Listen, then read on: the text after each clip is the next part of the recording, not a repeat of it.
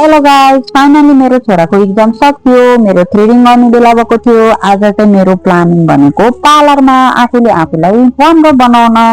कति घर काम बाबु है 15 दिन जति भएको थियो। आफूले आफूलाई सम्हालेको पनि थिएन। थ्रेडिङ एकदम लामो भएको थियो अनि फुल थ्रेडिङ गर्न मन लागेको थियो कि अनि म त बाहिर निस्केँ। बाबुलाई ल बाबु मोबाइल हेरेर बस है भनेर निस्केको। त मैले त यस्तो जुत्ता पो लाछु कि साथीहरू, अब के गर्ने है। अनि घाम त्यस्तै लागेको के 12:30 बजेको टाइम थियो। त्यही पनि म हिँडेँ भनेर। तर यो हाम्रो घरको बाटो चाहिँ यति उकालो छ, यति स्यास्या परिन्छ है। मर्निङ वाक जाँदाखेरि यस्तो मजा हुन्छ कि यो बाटो हिँड्न चाहिँ है। अनि साथीहरू गर्मी चाहिँ लाग्छ के, छाता चाहिँ लिएर आउनु भने यस्तो गल्ती गरेको। यति घाम 12:30 बजेको घाम त है हिँड्नै नसक्नु भइसकेको छ कि साथीहरू। अनि साथीहरू तपाईले यो ठाउँ चिन्नुहुन्छ?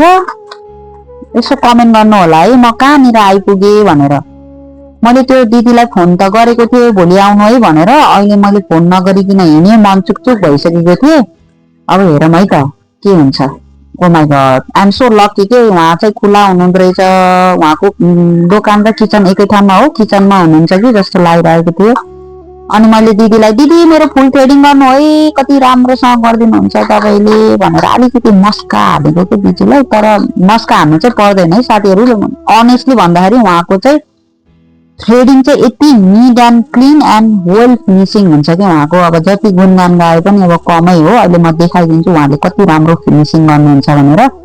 उहाँको थ्रेडिङ चाहिँ एकदमै राम्रो छ कि केही भन्नु पर्दैन। उहाँले सजेसन गरिदिनुहुन्छ यो ठाउँमा यो यति छोडिदिएको छु, यतिले यति ग्याप गरिदिएको छ, यति पाल्नु भनेर भनिदिनुहुन्छ कि। अनि उहाँलाई नै अलिअलि सन्चो भएर हिँड्छ। लेडिज प्रोग्राम के साथीहरू, लेडिज प्रोग्राम कुराकानी गर्दा गर्दा मेरो फुल थ्रेडिङ सकियो। ल हेर्नुहोस् मेरो आइब्रो हेर्नु न कति राम्रो बनाइदिनुहुन्छ, कति राम्रो भएको छ है साथीहरू। ओ माई गड, बाई बाई। अर्को भिडियोमा भेटौँ ल साथीहरू। फुल वाचै गरिदिनु होला। Love you.